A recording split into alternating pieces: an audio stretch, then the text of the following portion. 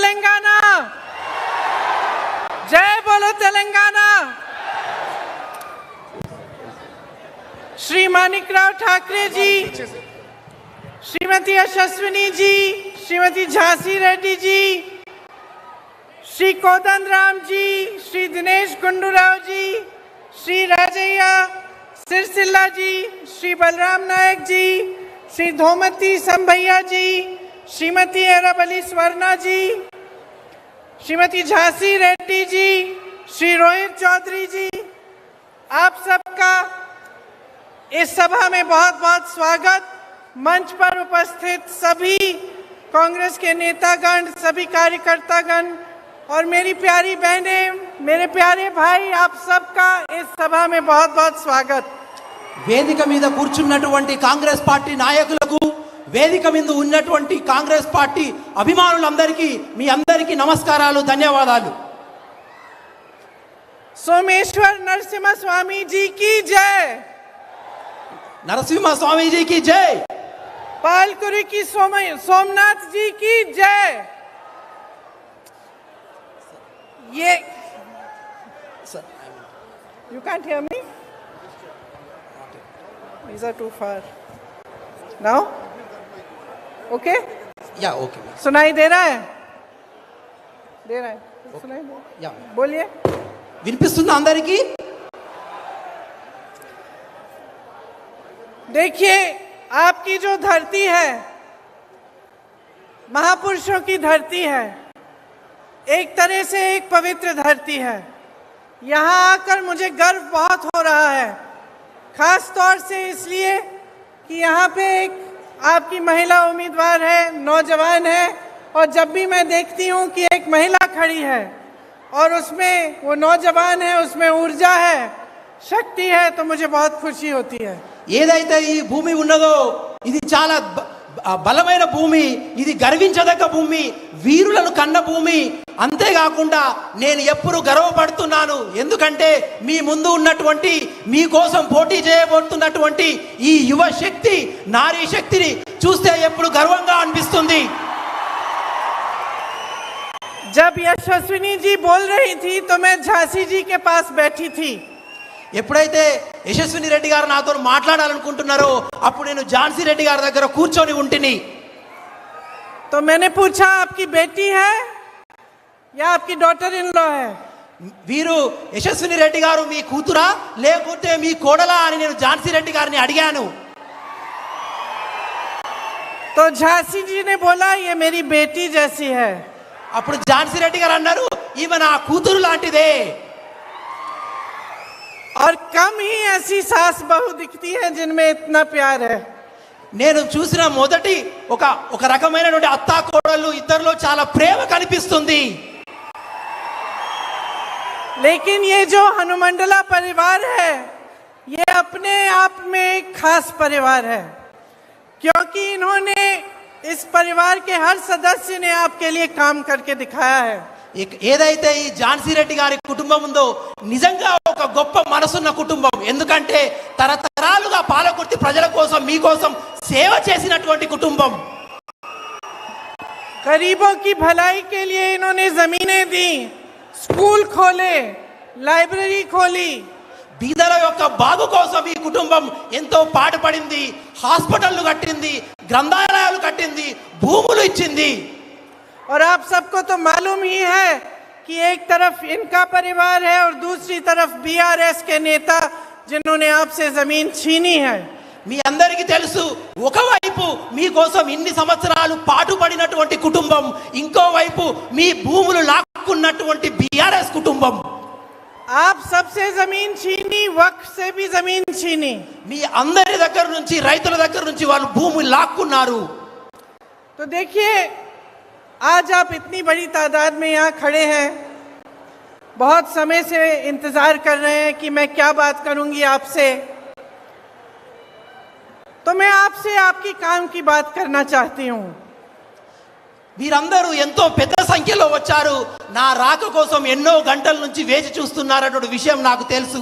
అయితే ఈ రోజు మీ గురించే, మీ పనితరం గురించే, మీ స్థితిగతుల గురించే నేను మాట్లాడేందుకు ఇక్కడికి వచ్చాను। जो चुनाव का समय होता है वो क्या समय होता है? वो सोचने का समय होता है। देश प्रदेश की जनता की जागरूक बनने का समय बनता है। और ये समझने की जरूरत होती है इस समय कि आपके नेता कैसे हैं, राजनीतिक दल कैसे हैं, कैसी सरकार आप चाहते हैं। సాధారణంగా ఎలక్షన్ సమయంలో ఎన్నికల సమయం ఎలా ఉంటుందంటే ఈ ఎలక్షన్లు ఏ విధంగా ఉంటాయి, ఎలక్షన్ల గురించి వచ్చేటటువంటి ప్రభుత్వాలైనా నాయకులైనా ఎటువంటి మాటలు మాట్లాడతారు, వాళ్ళు వచ్చినాక మనం ఏం చేస్తారు, వారు ఎటువంటి పనులు ఏమి చేశారు, రాబోయే స్థితిగతుల్లో ఏమి చేస్తారనే విషయాలు ఎప్పుడు నడుస్తూ ఉంటాయి. आपका प्रदेश नया प्रदेश है। 10 साल पहले ही बना और 10 सालों से आपके प्रदेश में बीआरएस की सरकार है। మీ రాష్ట్రం ఒక నూతనంగా ఏర్పడినటువంటి రాష్ట్రం, దాదాపు 10 సంవత్సరాల క్రితం ఏర్పడినటువంటి రాష్ట్రం. 10 సంవత్సరాల నుండి ఈ రాష్ట్రంలో ఈ పరిపాలనను మీరు చూస్తున్నటువంటి రాష్ట్రం. ये प्रदेश आपकी मेहनत से बना है। आप में से वो लोग हैं जिन्होंने इस प्रदेश के बनने के लिए आंदोलन किया। ఈ రాష్ట్రం మీ యొక్క త్యాగాలతో ఏర్పడ్డ రాష్ట్రం, మీ కష్టాలతో ఏర్పడ్డ రాష్ట్రం. ఈ రాష్ట్రం వెనుక మీ యొక్క బలిదానాలు, ప్రాణ త్యాగాలు ఉన్నాయన్న విషయం నాకు తెలుసు. आप ही के त्याग से, आप ही की मेहनत से जाना जाता है। आज भी अगर दुनिया में आपकी पहचान है तो ये आपने पहचान बनाई है अपनी मेहनत से। यहाँ के किसानों ने, यहाँ के युवाओं ने, तकनीकी हुनर से और यहाँ की महिलाओं ने। ఈ రాష్ట్రం యొక్క గొప్పతనం విశ్వవ్యాప్తంగా తెలియజేసిన రాష్ట్రం.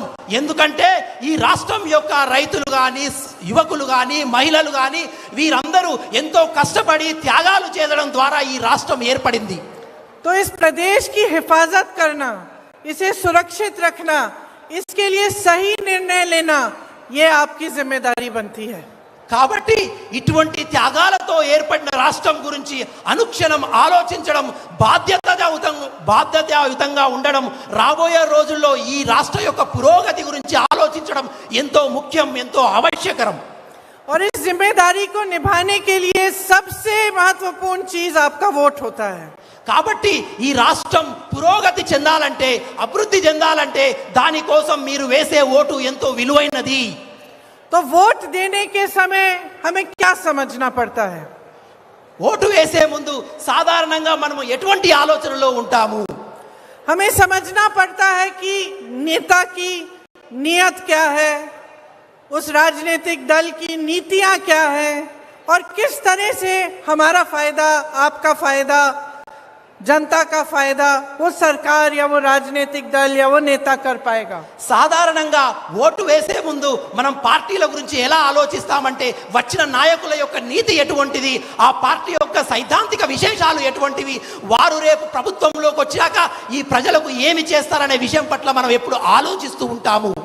इस समय हमें ये भी सोचना पड़ता है कि जितने शहीदों ने अपनी जान दी इस प्रदेश को बनाने के लिए, उनकी शहादत व्यर्थ नहीं होनी चाहिए। మనం ఇది కూడా ఆలోచించాలి. ఈ రాష్ట్రం ఏర్పడాలంటే ప్రాణత్యాగం చేసిన యువకుల యొక్క ఆలోచన ఈ రాష్ట్ర పురోగతిలో ఉందా లేదా, వాళ్ళ ఆలోచనలకు అనుగుణంగా ఈ రాష్ట్రం నడుస్తుందా లేదా అనే విషయాన్ని మనం ఆలోచించాలి. तो आज यहाँ खड़े हुए मैं आपके प्रदेश की जो हालात हैं, जो आपकी समस्याएं हैं, जो आपके मुद्दे हैं, उनके बारे में बात करना चाहती हूँ।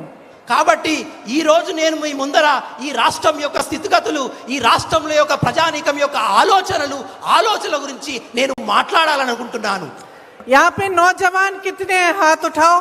ఇక్కడ ఎంతమంది యువకులు ఉన్నారో అందరూ ఒకసారి చెయ్యెత్తండి. सभी नौजवानों, అందరూ యువకులే. बताओ जरा कि इन 10 सालों में कितनों को रोजगार मिला है, कितनों को नौकरी मिली है? చెప్పండి సోదరులారా, ఈ 10 సంవత్సరాల్లో ఎందరికి ఉపాధి అవకాశాలు మీకు వచ్చాయో ఒకసారి చెయ్యెత్తి చెప్పండి. नहीं मिली। దొరకలేదు. आपको मालूम है कि आपका प्रदेश बेरोजगारी में सबसे जो ऊंचे प्रदेश हैं, जिनमें सबसे ज्यादा बेरोजगारी है, उनमें से है। మీ అందరికీ తెలుసా సోదరులారా, దేశంలోనే నిరుద్యోగ సమస్యలలో మన తెలంగాణ రాష్ట్రం అత్యధిక పెద్ద స్థానంలో నిలబడి ఉంది. आप पढ़ते हो, मेहनत करते हो, फीस देते हो, प्राइवेट में ट्यूशन भी करते हो, पेपर देते हो, पेपर लीक हो जाता है। మీరు ఉద్యోగాల కోసం కష్టపడతారు, శ్రమిస్తారు, చదువుతారు, రాత్రి ప్రయోగాలు శ్రమిస్తారు, కానీ మీరు పరీక్ష రాసిన వెంటనే ఆ పరీక్ష కుంభకోణాలలో లీక్ అయిపోతాయి. होता है कि नहीं? అయితాయా కావా? बहुत सारे नौजवानों ने आत्महत्या भी की है इसके ఈ चलते। పేపర్ లీక్ వల్ల అనేక మంది యువకులు ఆత్మహత్య చేసుకున్నారా లేదా? एक लड़की ने आत्महत्या की और इस सरकार ने कहा कि उसने फॉर्म भी नहीं भरा था। ఒక యువతి देखा आपने? ఒక యువతి ఆత్మహత్య చేసుకుంది, కానీ ఈ ప్రభుత్వం ఆ ఆత్మహత్యను వ్యంగ్యంగా ఆమె పరీక్ష కూడా రాయలేదనే సవాల్ను లేవనెట్టింది. बाद में पता चला कि ये झूठ है कि उसने फॉर्म भरा था, उसने पूरी कोशिश की थी। जब उसने आत्महत्या की तो उसके परिवार को सुरक्षा देने के बजाय, मदद देने के बजाय उसके बारे में गलत बातें बोली। కానీ తర్వాత తెలిసింది ఆ అమ్మాయి ఫామ్ కూడా నింపింది, పరీక్షకు అప్లై చేసింది, ఎలక్షన్ పరీక్ష కూడా రాసింది, కానీ ఆ దానికి తోడుగా వాళ్ళ కుటుంబానికి చేయూతగా నిలబడడానికి పోలుగా వాళ్ళ కుటుంబాన్ని ఈ ప్రభుత్వం అవమానించింది. तो आज तेलंगाना का युवा क्या उम्मीद रख सकता है? కాబట్టి ఈ రోజు తెలంగాణ యువకులు ఈ తెలంగాణ రాష్ట్ర ప్రభుత్వం మీద ఎటువంటి ఆలోచనను కలిగి ఉన్నారు? मेहनत करने के बावजूद रोजगार नहीं मिलता, पेपर देने के बावजूद रोजगार नहीं मिलता, पेपर लीक हो जाते हैं, उसमें करप्शन होता है, भ्रष्टाचार होता है, तो आगे की उम्मीद क्या रख सकते हैं? आशा क्या हो सकती है नौजवान की? ఎంతో కష్టపడి చదివినాక కూడా ఈ యువకులు చదివినాక కూడా వాళ్ళ శ్రమ వ్యర్థమైపోతుంది, వాళ్ళు కష్టమైన చదువులు నీరు కారిపోతుంది. ఎంతో కష్టించి వేచి చూస్తున్నప్పటికీ కూడా మీరు రాసిన పరీక్షల యొక్క పేపర్లు లీక్ అయిపోతాయి. आपके प्रदेश में जो सरकार है वो आपके भविष्य को खारिज करती है। उसके साथ साथ जब इस तरह के हादसे होते हैं और जब दुख की वजह से एक लड़की आत्महत्या करती है तो उसकी जिंदगी भी खारिज करने की बात करते हैं। ఏ రాష్ట్ర ప్రభుత్వం అయితే ఈ తెలంగాణను పాలిస్తుందో అది మీ అందరినీ చీకటిలో తోలవేసే ప్రభుత్వం. ఒక అమ్మాయి పరీక్ష రాసి కూడా ఈ తెలంగాణ ప్రభుత్వంలో ఉద్యోగం రాదని తెలిసి ఆత్మహత్య చేసుకునే పరిస్థితి దాకా ఈ ప్రభుత్వాలు చేపట్టాయి. युवा देश को बनाता है। आप ही की ऊर्जा देखो, आप इधर आए हो, आप में कितनी ऊर्जा है, आप सुनना चाहते हो कि क्या कह रहे हैं हम। आपकी जो ऊर्जा है वही इस देश को बनाती है, इस देश को मजबूत करती है। యువకులే ఈ దేశాన్ని నిర్మిస్తారు, యువతనే ఈ దేశానికి పట్టుకొమ్మలు. మీ ఆలోచన ద్వారానే ఈ దేశం ముందుకు పోతుంది. మీ ఆలోచనలు అనేటి ఎంతో పరిగణలో తీసుకోవాల్సిందిగా ఉంటుంది. कांग्रेस की जहां जहां सरकारें हैं वहां हमने रोजगार दिलवाने की पूरी कोशिश की है। राजस्थान में 2 लाख से ज्यादा रोजगार दिलवाए हैं और छत्तीसगढ़ में ग्रामीण रोजगार को बढ़ाया है। ఎక్కడైతే కాంగ్రెస్ పార్టీ వేరే రాష్ట్రాల్లో నెలకొల్పబడి ఉందో అక్కడ మేము యువకుల పట్ల ఎంతో శ్రద్ధగా వహిస్తున్నాము. ఎక్కడైతే కాంగ్రెస్ ప్రభుత్వం ఉందో దాదాపు ఒక్కొక్క రాష్ట్రంలో 2 లక్షల ఉద్యోగాలకు పైగా మేము ఉద్యోగ అవకాశాలు కల్పించాము. यहाँ तेलंगाना के लिए हमारी एक योजना है, एक विजन है कि किस तरह से हम तेलंगाना प्रदेश के युवाओं को मजबूत बना सकते हैं, आपको अपने पैरों पे खड़े होने की मजबूती और शक्ति दे सकते हैं। తెలంగాణ యువకుల పట్ల కూడా కాంగ్రెస్ పార్టీకి అంతే చిత్తశుద్ధి ఉంది. రాబోయే రోజుల్లో ఈ తెలంగాణ రాష్ట్రంలో యువకుల యొక్క పాత్ర ఎలా ఉండాలి, వాళ్ళ కాళ్ళ మీద వాళ్ళు నిలబడాలంటే ఎటువంటి ఆలోచనలతో ముందడికి పోవాలి అనే విషయాన్ని కాంగ్రెస్ ప్రభుత్వం ఈ తెలంగాణ రాష్ట్రం గురించి ఆలోచిస్తుంది. जिस तरह आपके आज पेपर लीक हो रहे हैं, उस समस्या को हल करने के लिए एक जॉब कैलेंडर निकालना चाहते हैं। 2 लाख रोजगार आपको दिलवाएंगे जिस तरह से हमने राजस्थान में दिलवाए हैं, और जॉब कैलेंडर के तहत ये फिक्स्ड हो जाएगा कि कौन से डेट आपका एग्जाम है, कौन से डेट आपके रिजल्ट आएंगे, कौन से डेट आपकी जॉब की नोटिस आएगी। ఏ విధంగానైతే ఈ పేపర్ లీక్ ద్వారా జరుగుతున్నటువంటి కుంభకోణాలను ఆపడానికి కాంగ్రెస్ పార్టీ ఒక చిత్తశుద్ధితో ఉన్నది. దానికోసమే మేము జాబ్ క్యాలెండర్ అనేది తీసుకురాబోతున్నాము. ఈ జాబ్ క్యాలెండర్లో ఏ రోజున పరీక్ష ఉంటుంది, ఏ రోజున పరీక్ష యొక్క ఫలితాలు వస్తాయి, ఆ పరీక్ష ఫలితాల్లో నెలకొల్ప వాళ్ళకి ఎటువంటి ఉద్యోగాలు వస్తాయి అనే విషయాన్ని చాలా సంక్షిప్తంగా చెప్పే ఒక జాబ్ క్యాలెండర్ని కాంగ్రెస్ పార్టీ తీసుకురాబోతుంది. छात्रों को 5 लाख रुपए की मदद मिलेगी और जिले में, हर जिले में इंटरनेशनल स्तर के स्कूल बनाना चाहते हैं हम। చదువుకునే వారి కోసం 5 లక్షల రూపాయలు సహాయం చేయబోతున్నాము. అదే విధంగా ప్రతి మండలానికి ఒక ఇంటర్నేషనల్ స్కూల్ కూడా నెలకొల్పబోతున్నాము. देखो, जब आप सरकार चुनते हो तो सबसे जरूरी चीज क्या होती है? सरकार का एक विजन होना चाहिए, एक रोड मैप होना चाहिए कि आपके प्रदेश को, आपको, आपके जीवन की जो मुश्किलें, उन समस्याओं को दूर करने के लिए किस तरह से भविष्य को मजबूत करने के लिए वो सरकार काम करेगी। సాధారణంగా ప్రభుత్వం పట్ల ప్రజల యొక్క ఆలోచన ఎలా ఉంటుందంటే, నెలకొల్పబడిన ప్రభుత్వాలు రేపు మా ఆశయాల అనుగుణంగా నడవాలని, మా పురోగతితో ముందుకెళ్లాలని, రాబోయే రోజుల్లో మా యువకులు, మా వాళ్ళు పురోగతితో వాళ్ళ కాళ్ళ మీద నిలబడాలనే ఉద్దేశం ప్రభుత్వం పట్ల ప్రజలకు ఉంటుంది. जैसे मेरी बहनें यहाँ पे बहुत सारी खड़ी हुई हैं, ఇటు పక్కన మా అక్క చెల్లెలు ఉన్నారు. बहुत समय से इंतजार कर रही हो. నా అక్క చెల్లెళ్ళు చాలా సమయం నుంచి నా గురించి వేచి చూస్తున్నారనే విషయం నాకు తెలుసు. माफी चाहती हूँ, मैं जानती हूँ घर का काम छोड़ के आई होगी.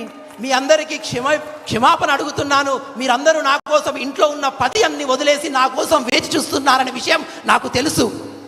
मैं आपका दर्द समझती हूँ, मैं भी महिला हूँ, मैं जानती हूँ कि सब जितना भी समाज का बोझ है आप उठाती हो.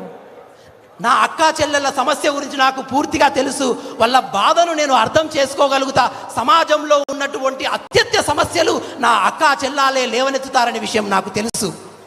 आजकल देश भर में बहुत महंगाई है और उस महंगाई का सामना सबसे जो मुश्किलें हैं, सबसे ज्यादा आप उनका सामना करती हैं. ఈరోజు దేశవ్యాప్తంగా కూడా ఎందరో మహిళలు నా అక్క చెల్లెలు ఉన్నారు. వారు కూడా ఎన్నో సమస్యలు లేవనెత్తుతున్నారు, సమస్యల పాలవుతున్నారనే విషయం నాకు తెలుసు. घर में कोई बीमार पड़ जाता है तो घबराहट होती होगी कि किस तरह से इलाज कराएं, कैसे करें. ఒక్కొక్క ఇంట్లో పిల్లలు ఉంటారు, పిల్లలు అనారోగ్య పాలవుతారు. ఆ అనారోగ్య పాలంలో జబ్బు చేసినప్పుడు వాళ్ళ యొక్క బాగోగులు చూసుకోవాలన్న ఆలోచన, స్ట్రెస్ కూడా, అటువంటి బాధలు కూడా నా అక్క చెల్లెలకు ఉంటాయి. दुकान जाती हो कुछ खरीदने के लिए तो कभी कभी खाली हाथ वापस आ जाती होगी, क्योंकि इतनी महंगाई बढ़ गई है कि मुश्किलें ही बढ़ती चली जा रही हैं. దుకాణంకి వెళ్ళి నిత్యావసర సరుకులు కొనాలంటే ఒక్కొక్కసారి పైసలు ఉండవు, రేట్లు ధరలు పెరిగిపోయి మన కనో పరిస్థితిలో లేక నా అక్క చెల్లెళ్ళు ఎంతో ఇబ్బంది పడుతుంటారు. गांव गांव में इन्होंने शराब की दुकानें खोल रखी हैं, जिससे सबसे दुख आपको उठाना पड़ता है सबसे ज्यादा. ఈ రోజు గ్రామంలో కూడా వైన్ షాపులు, బెల్ట్ షాపులు తెరిచారు. ఈ బెల్ట్ షాపులు, వైన్ షాపుల ద్వారా అత్యంత బాధాకరంగా ఉన్న జీవితం నా మహిళా అక్క చెల్లెళ్ళదే.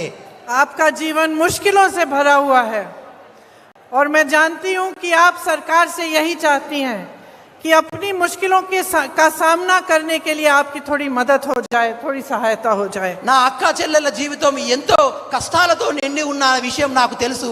కాబట్టే నా అక్క చెల్లెళ్ళు ఎప్పుడూ ఈ ప్రభుత్వం పట్ల ఒక ఆశతో చూస్తుంటారు. ఈ ప్రభుత్వం చేసే సహాయం ద్వారా నా జీవితంలో ఉన్న కష్టాలు దూరం అవుతాయని. आपके प्रदेश में महिलाओं के साथ अत्याचार बहुत होता है. మన రాష్ట్రంలో కూడా మహిళల మీద అత్యాచారాలు చాలా జరుగుతూ ఉన్నాయి. और आपकी सुरक्षा, आपके सम्मान के लिए भी सरकार ने काफी नहीं किया. కాబట్టి మీ సురక్షిత గురించి, మీ గౌరవం గురించి కూడా ఈ యొక్క ప్రభుత్వం మహిళల పట్ల తీసుకున్నటువంటి ఎటువంటి చర్యలు కనబడటలేదు. कांग्रेस पार्टी ये समझती है कि आपको कितनी मुश्किलों का सामना करना पड़ता है और आजकल केंद्र सरकार और यहाँ की मौजूदा जो प्रदेश सरकार है, उनकी नीतियों की वजह से आपको महंगाई का कितना बोझ आपके कंधों पर है. నాకు తెలుసు మీరందరూ ఎంతో కష్ట నష్టాలు పడుతున్నారని. అదేవిధంగా కేంద్ర ప్రభుత్వం యొక్క వైఖరి వల్ల కూడా, ధరల పెరుగుదల వల్ల కూడా మీ జీవితంలో రోజు రోజుకు కష్టాలు పెరుగుతున్నాయి. ఆ విషయం నాకు తెలుసు. इसीलिए हमने तय किया है कि हर महीने आपको 2500 रुपए महिलाओं को दिए जाएंगे उनके खातों में. కాబట్టి ఈ అక్క చెల్లెల యొక్క కష్టాన్ని దూరం చేయడానికే నెలకు 2500 సహాయం కాంగ్రెస్ పార్టీ రాగానే చేయబోతుంది. और गैस का सिलेंडर आपको 500 रुपए में दिलवाया जाएगा. అదే విధంగా ఇప్పుడున్నటువంటి 1200 గ్యాస్ సిలిండర్ కాంగ్రెస్ ప్రభుత్వం రాగానే మీకు 500కే ఇవ్వబోతుంది. आपको मालूम है कि जब हमारी सरकार कर्नाटका में बनी कुछ महीनों पहले, तब से पूरे कर्नाटका में महिलाओं की बस की यात्रा फ्री में होती है। మీ అందరికీ సంతోషంగా చెప్తున్న విషయం ఏంటంటే ఏ రోజైతే కర్ణాటకలో కాంగ్రెస్ ప్రభుత్వం ఏర్పడిందో అదే రోజు నా మహిళా అక్కా చెల్లెళ్ళందరికీ కూడా ఉచిత బస్సు ప్రయాణం యొక్క సౌకర్యాన్ని మేము కర్ణాటకలో కల్పించాము. हमारी सरकार बनेगी तो यहाँ तेलंगाना में भी सब महिलाओं के लिए सारी बस यात्रा फ्री होंगी। తెలంగాణలో కూడా కాంగ్రెస్ ప్రభుత్వం ఏర్పడంగానే నా అక్క చెల్లెళ్ళ కోసం రాష్ట్రమంతా ఉచిత బస్సు ప్రయాణ సౌకర్యాన్ని కాంగ్రెస్ పార్టీ కల్పించబోతుంది. మారుపు కావాలి, కాంగ్రెస్ రావాలి, మార్పు రావాలి, కాంగ్రెస్ రావాలి. मेरे किसान भाई, आप भी बहुत दुखों का सामना कर रहे हैं। जिस तरह से आपके कर्ज माफ करने चाहिए थे वो कर्ज माफ नहीं हुए इस प्रदेश में। నా రైతు సోదరులు కూడా ఈ రాష్ట్రంలో ఎన్నో కష్ట నష్టాలు పడుతున్న విషయం నాకు తెలుసు. ఏ విధంగానైతే మీరు అప్పులు తీసుకొని కష్టాలు పడుతున్నారో ఆ అప్పులు కూడా ఈ ప్రభుత్వం చేయవలసినంత చేయలేదనే విషయం నాకు తెలుసు. पेट्रोल महंगा हो गया है, डीजल महंगी है, जो भी खरीदना पड़ता है उस पे जीएसटी, ट्रैक्टर पे जीएसटी, हर चीज पे जीएसटी है। सब महंगाई का सामना किसान को करना पड़ रहा है। పెట్రోల్ ధర పెరిగినాయి, డీజిల్ యొక్క ధరలు పెరిగినాయి. నా రైతు సోదరులు రైతు సామాగ్రి కొనాలంటే కేంద్ర రాష్ట్ర ప్రభుత్వాల జిఎస్టీ ధరల పెరుగుదల వల్ల అవి కూడా కొనలేక నా రైతు సోదరులు రోజుకు నష్టాల పాలవుతున్నారు. आपको फसल का सही दाम नहीं मिलता, మీకు పంటల యొక్క సరైన ధర కూడా మీకు లభించట్లేదు. और जो जमीन की माफिया है, लैंड माफिया, वो आपकी जमीनों पे कब्जा कर रही है और खूब फैल रही है आपके प्रदेश में। ఏదైతే భూముల మీదటువంటి దొంగతనాలు, భూములను గ్రాబ్ చేసి దోచుకునే అధికారులు నాయకులు ఉన్నారో వాళ్ళు మీ భూములను దోచుకుంటున్నారనే విషయం కూడా నాకు తెలుసు. आप खूब मेहनत करते हैं खेती में, और जहां जहां कांग्रेस की सरकारें हैं आपको किसानों को सहायता मिलती है। जहां जहां कांग्रेस की सरकारें हैं किसानों के कर्ज माफ किए गए हैं। నాకు తెలుసు నా రైతు సోదరులు ఎంతో కష్టపడుతున్నారని. అందుకే కాంగ్రెస్ ప్రభుత్వం ఏ ఏ రాష్ట్రాల్లో అయితే ఏర్పడిందో కాంగ్రెస్ ప్రభుత్వం రైతుల పట్ల నిలబడింది. వాళ్ళ కష్ట నష్టాలను దూరం చేసేటువంటి ఆలోచనలు చేసి వాళ్ళను ముందుకు నడిపిస్తున్నది. अगर हमारी सरकार तेलंगाना में आएगी तो हम 2 लाख रुपए तक फसल का ऋण माफ करेंगे। ఎప్పుడైతే కాంగ్రెస్ ప్రభుత్వం తెలంగాణ రాష్ట్రంలో ఏర్పడిన వెంటనే 2 లక్షల రూపాయల అప్పులను మీకున్న అప్పులను మేము తీసేస్తాము. किसानों को हर साल 15,000 रुपए दिए जाएंगे। రైతులకు ప్రతి సంవత్సరానికి 15,000 రూపాయలు మీకు రుణ సహాయం కూడా చేయబోతున్నాము. और कृषि मजदूरों को 12,000 रुपए। అదే విధంగా వ్యవసాయ కూలి భూములు లేని వ్యవసాయ కూలీలకు కూడా 12,000 రూపాయలు ఏటా ఇవ్వబోతున్నాము. आपको एमएसपी की गारंटी दी जाएगी। అదే విధంగా కనీస మద్దతు ధర యొక్క తప్పకుండా మేము గ్యారెంటీ ఇవ్వబోతున్నాము. आज भी जहां जहां कांग्रेस की सरकार है वहां सबसे अधिक एमएसपी मिल रही है। ఈ రోజు ఏ ఏ రాష్ట్రాల్లోనైతే కాంగ్రెస్ ప్రభుత్వం ఏర్పడిందో అన్ని రాష్ట్రాల్లో అత్యధికంగా మేము కనీస మద్దతు ధర పంటలకు రైతులకు అందిస్తున్నాము. धान पर आपको 500 रुपए प्रति क्विंटल आपको बोनस मिलेगा। వరి ధాన్యం మీద కనీస మద్దతు ధరతో పాటుగా ఒక 500 రూపాయలు మీకు బోనస్ ఇవ్వబోతున్నాము. अब मेरे साथ बोलो, मारप्पू कवाली, ఇప్పుడు నాతో అనండి, कांग्रेस रवाली। నాతో అనండి, మార్పు రావాలి, कांग्रेस रवाली। మార్పు కావాలి, కాంగ్రెస్ రావాలి. देखिए, हर स्तर पर, चाहे महिलाओं के साथ, किसानों के साथ, युवाओं के साथ, हर स्तर पर आपके साथ अन्याय हो रहा है। जो केसीआर जी की सरकार है, जो 10 सालों के लिए यहाँ चल रही है, उसकी एक्सपायरी डेट हो चुकी है। కాబట్టి అన్ని స్థాయిలలో అన్ని వర్గాల ప్రజలకు ఈ కేసీఆర్ ప్రభుత్వం అన్యాయమే చేసింది.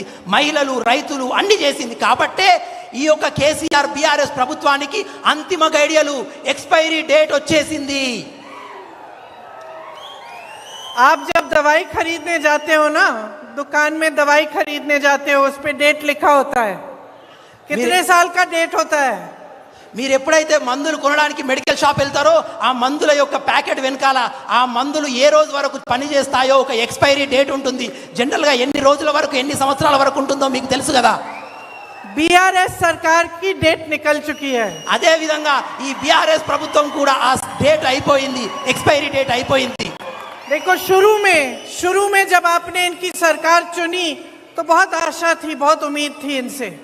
नया नया प्रदेश बना था, आप सबने आंदोलन किया था, एक सपना देखा था तेलंगाना के लिए, और वो सपना यही था कि युवाओं को रोजगार मिले, आपको अपनी शक्ति अपने हाथों में मिले, आपकी जो संपत्ति है वो आपके लिए काम करे।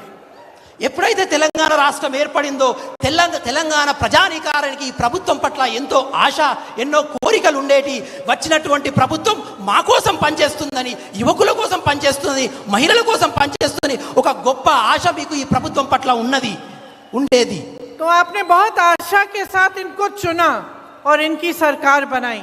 ఎంతో కష్టంతో మీరు ఈ తెలంగాణ రాష్ట్రాన్ని ఏర్పడి ఈ ప్రభుత్వాన్ని ఏర్పాటు చేశారు. लेकिन अब 10 साल हो गए हैं और क्या होता है ना कि कुछ नेता, कुछ राजनीतिक दल ऐसे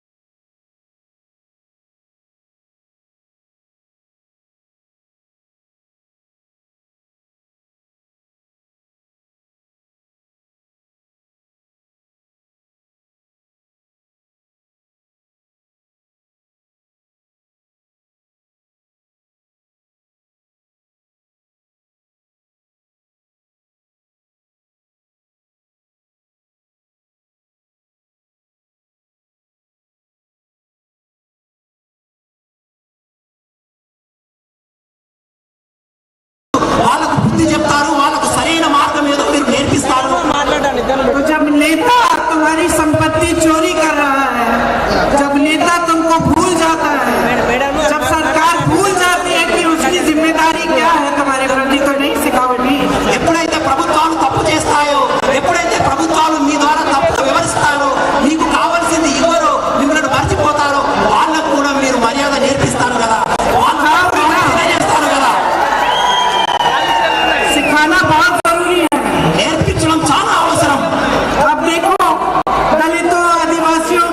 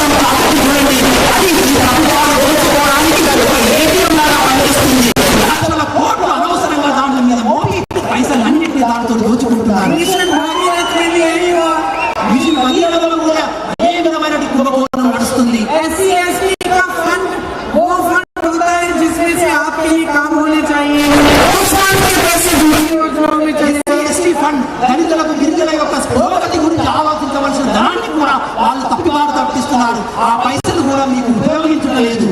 जहाँ देखो वहाँ माफिया, जमीन की माफिया, बालू की माफिया, वाइन की माफिया, माइन की माफिया। ఎక్కడ చూసిన కుంభకోణాలే. ఇసుక కుంభకోణం, నీరు కుంభకోణం, భూమి కుంభకోణం, ధనం కుంభకోణం, ఉద్యోగాల్లో కుంభకోణం, అన్నింటిలో కూడా కుంభకోణాలే నడుస్తున్నాయి. तो आप जब सुनते हैं कि कालेश्वरम प्रोजेक्ट में हजारों का घोटाला हुआ या मिशन भागीरथ में हजारों का घोटाला हुआ, तो मैं आपसे पूछना चाहती हूँ कि इसके पैसे हैं, ये 1000 करोड़ रुपए जिनकी बातें हम करते हैं, ये किसके पैसे हैं? ఎప్పుడైతే కాళేశ్వరంలో కానీ మిషన్ భగీరథలో కానీ లక్షలాది కోట్ల కుంభకోణాలు జరిగినప్పుడు, పైసలు దోచుకున్నప్పుడు, నేను మీ అందరితో అడగదలుచుకున్నా, ఈ పైసలు ఎవరిది? ఈ డబ్బు ఎవరిది? ఇది ప్రజల డబ్బు కాదా? क्या ये नेता आपस में लेते हैं, क्या अपने एक दूसरे से लेते हैं ये 1000 करोड़ रुपए? ఈ యొక్క నేతలు ఈ కుంభకోణాల్లో ఉన్నటువంటి పైసలను ఒకరికొకరు పంచుకొని దోచుకునే ప్రయత్నం చేస్తున్నారు. नहीं, किसी दूसरी पार्टी से लेते हैं क्या? లేకపోతే వేరే పార్టీ నుండి ఈ పైసలు తీసుకుంటారా? ये आपके पैसे हैं। ఈ పైసా అంతా మీది. हजारों करोड़ रुपए जो ये लेते हैं बड़े बड़े घोटाले करके, ये आपके पैसे ले रहे हैं। ये वही लोग हैं जो कहते हैं कि किसान के कर्ज माफ करने के लिए पैसे नहीं है। ये वही लोग हैं, क्योंकि आपके पैसे जो आपकी कर्ज की माफी के लिए जाने चाहिए, जो आपकी योजनाओं में जाने चाहिए, जो मेरी बहनों को सशक्त करने के लिए जाने चाहिए, यही पैसे ये लेते हैं। ఈ కుంభకోణాలలో దోచుకున్నటువంటి పైసలన్నీ ఎక్కడి పైసలు? ఈ పైసలన్నీ మీ ఉద్యోగాల కోసం పెట్టవలసిన పైసలు, మీ అప్పులు తీర్చడానికి ప్రభుత్వం ఇవ్వవలసిన పైసలు.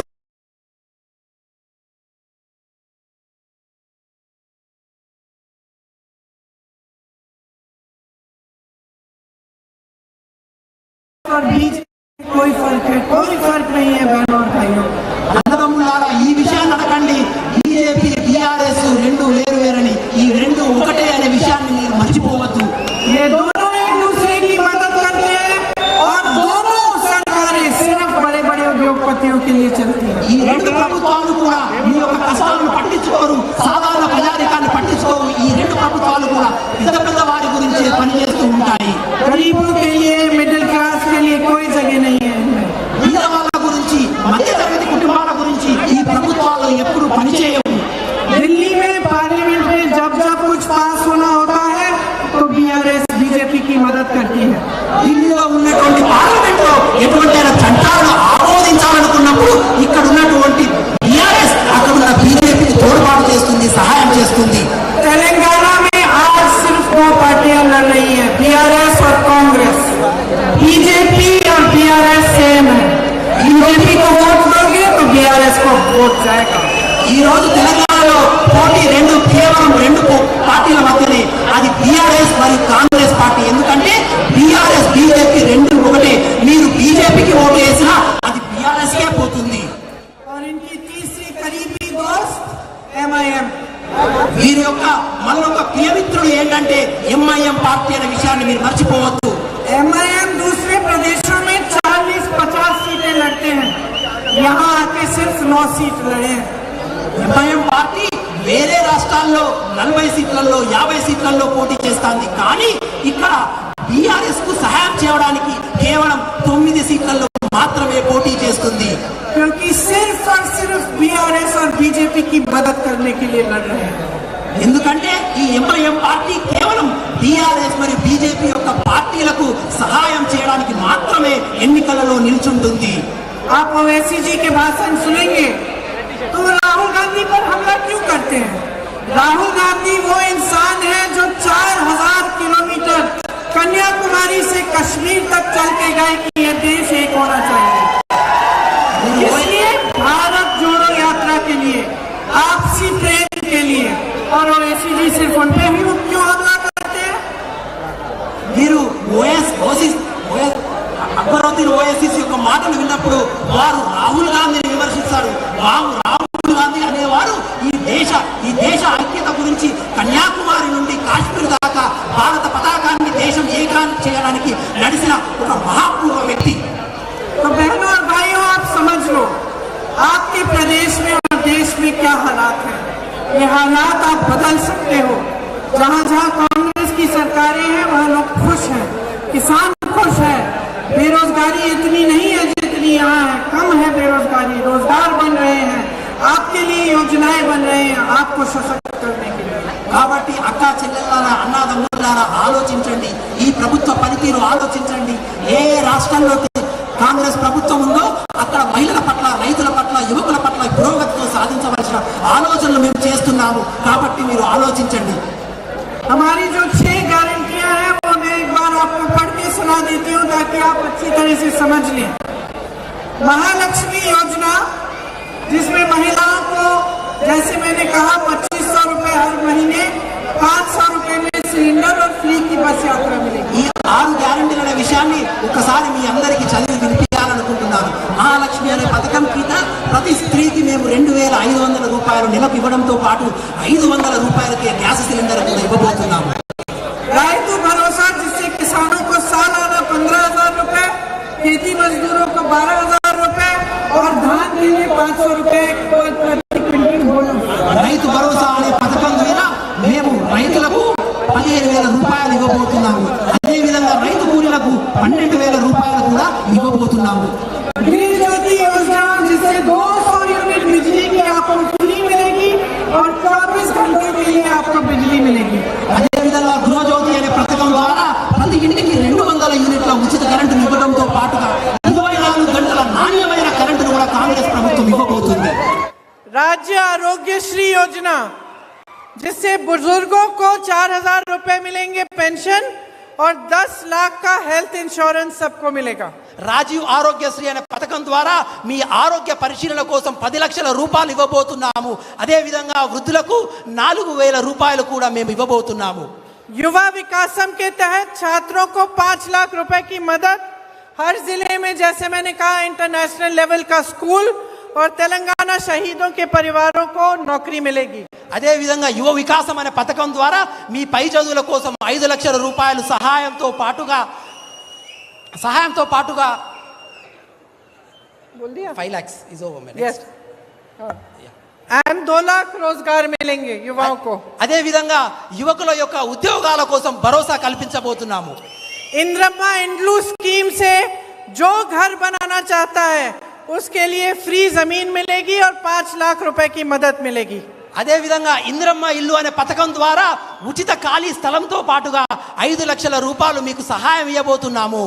देखो, आज तेलंगाना में कांग्रेस की लहर चल रही है, मुझे दिख रहा है, क्योंकि इतने सारे लोग इतनी बड़ी तादाद में यहाँ नहीं आते अगर ये सच नहीं होता. నేను రాష్ట్రమంతా పర్యటిస్తున్నాను. ఇప్పుడు తెలంగాణ రాష్ట్రంలో కాంగ్రెస్ గాలి వీస్తుంది, కాంగ్రెస్ గురించే మాట్లాడుకుంటున్నారు. కాబట్టి నేను ఎక్కడికి వెళ్ళినా వేల సంఖ్యలో ప్రజలు సభలకు కాంగ్రెస్ను ఆదరిస్తున్నారు. आज की सरकार ने दोराला तेलंगाना बनाया हुआ है, हम इसको प्रजाला तेलंगाना बनाना चाहते ఈ हैं. ప్రభుత్వం, బీఆర్ఎస్ ప్రభుత్వం దొరల తెలంగాణను ఈ రాష్ట్రంలో నెలకొల్పింది. అట్టి దొరల తెలంగాణను తీసేసి మేము ప్రజల తెలంగాణలో నెలకొల్పబోతున్నాము. तो मैं सिर्फ आपसे ये कहना चाहती हूँ कि देखिए, आपका एक अनुभव है, आपका विवेक है. मैंने इंदिरा जी का नाम लिया. इंदिरा जी हमेशा कहती थी कि सबसे ज्यादा विवेक जनता में है, जनता सब कुछ समझती है. ఇందిరాగాంధీ గారు ఎప్పుడు మాతో చెప్పేవారు, ప్రజలు ప్రజాస్వామ్యంలో చాలా గొప్ప వాళ్ళని, చాలా వివేకులని, వాళ్ళు ఎప్పటి పరిస్థితులను ఆలోచిస్తూ ఉంటారని ఇందిరాగాంధీ మాకు చెప్పేవారు. और आप उनको इसलिए याद करते हैं क्योंकि वो ये बात बहुत अच्छी तरह से समझती थी. ఈ రోజు నేను వారిని ఎందుకు గుర్తు చేసుకుంటున్నానంటే, ఈ ప్రజాస్వామ్యం యొక్క గొప్పతనాన్ని ఎప్పుడు వారు అర్థం చేసుకుంటూ మాకు అర్థం చేయించేవారు. तो अपने अनुभव से जो आपका जीवन है, इन 10 सालों में आपने क्या देखा? आपके जीवन में तरक्की आई, आपके बच्चों को रोजगार मिला, आपका भविष्य अच्छा लग रहा है, उज्जवल लग रहा है या नहीं, इसके बारे में सोचना बहुत जरूरी है. కాబట్టి ఈ 10 సంవత్సరాల బీఆర్ఎస్ ప్రభుత్వంలో ఏమి జరిగింది అనేది మీరు ఒక్కసారి ఆలోచించాలి. ఈ 10 సంవత్సరాల్లో మా జీవితాలలో ఏమైనా మార్పు వచ్చిందా, మా పిల్లలకు ఉద్యోగాలు వచ్చాయా, మా కష్ట నష్టాలు ఏమైనా తగ్గాయా అని చాలా క్షుణ్ణంగా నిక్షిప్తంగా ఆలోచించవలసిన సమయం ఇప్పుడు ఆసన్నమైనది. तो जब आपको दिख रहा है कि जो 10 सालों से सरकार रही है उसने सिर्फ अपने फायदे का काम किया है और आपके जीवन में तरक्की नहीं आई है, तो अब बदलाव का समय आ चुका है. కాబట్టి ఈ 10 సంవత్సరాల పాలనలో కేవలం వారి కోసం, ప్రభుత్వాల కోసమే పని చేసుకున్నారు తప్ప మా కోసం ఎప్పుడు పని చేయలేదనే ఆలోచనకి మీరు వచ్చినప్పుడు మార్పు కోరుకునే అవకాశం సమయం వచ్చింది. ఈ ప్రభుత్వాన్ని మార్చే అవకాశం మీ చేతిలో ఉంది. और बदलाव लाने की शक्ति आप ही के हाथों में है. మార్పును తెచ్చే ఒక గొప్ప శక్తి కూడా మీ చేతిలోనే ఉన్నది. तो इस शक्ति को जिम्मेदारी से और समझदारी से इस्तेमाल करो. वोट देने जब जाओगे तो भारी से भारी बहुमत से यहाँ के उम्मीदवार को जिताओ ताकि ये आपके लिए काम करके दिखा पाए. కాబట్టి మార్పు కోరుకునే ప్రజలు మీరందరూ కూడా ఎప్పుడైతే ఓటు వేయడానికి వెళ్తారో ఇక్కడ ఉన్నటువంటి అభ్యర్థి అయిన యశస్విని రెడ్డి గారి చేతి గుర్తుపై ఓటు వేయండి. दोनों साथ में आपके लिए काम करेंगी. ఇద్దరు కలిసి మీ యొక్క ये दिखाएंगी कि सच्चा नेता कैसा होता है और आपको नहीं भूलेंगी. आपके लिए दिन रात काम करेंगी. నిజమైన నేతలు ఎలా ఉంటారో ఈ ఇద్దరు కలిసి మీకోసం పనిచేస్తారు, మీ పురోగతి కోసం పనిచేస్తారు. కారణం మీరు ఆశీర్వదించండి. आपने बड़े ध्यान से मेरी बातों को सुना, इसके लिए आपको बहुत बहुत धन्यवाद. जय हिंद. ఎంతో ప్రేమపూర్వకంగా నా మాటలు ఆలకించినందుకు మీ అందరికీ ధన్యవాదాలు. నమస్కారం. జై హింద్.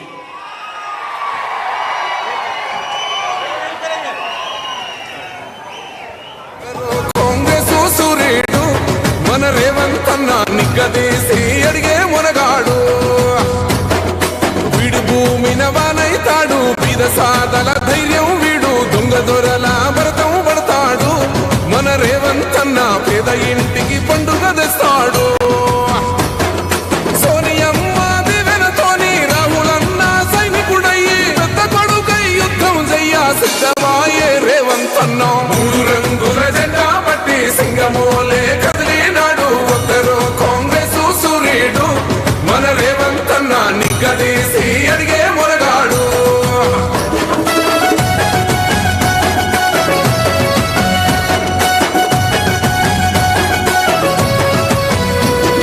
దాడులెన్ని జరిగిన గాని దడువలేదు రేవంతన్న, గంతకంతా ఎత్తుకు ఎదిగాడు.